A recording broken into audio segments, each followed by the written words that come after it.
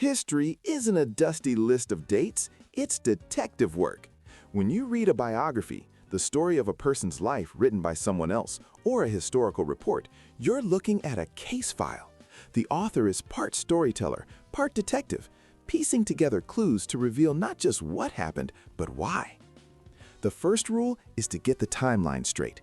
It's called chronological order, starting at the beginning and moving forward. Writers use phrases like subsequently or decades later to guide you through time. And they stick to the past tense, so you're never confused about whether the story is happening now or 100 years ago. Now for the evidence. Historians have two types. First, primary sources. This is the raw stuff, straight from the past. Think of a soldier's letter home, a diary entry, or an old photograph. It's a direct window, giving you the real, unfiltered emotion of a moment. Then you have secondary sources. This is analysis done after the fact, like a modern textbook or a documentary. It steps back to give you the big picture, explaining how all the puzzle pieces fit together and what the outcome was. But collecting facts isn't enough.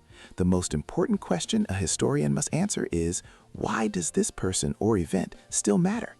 This is called significance, or their legacy. A good biographer doesn't just list achievements.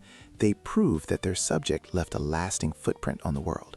Maybe they invented something crucial, led a nation, created timeless art, or stood up for what was right. In the end, that's the goal.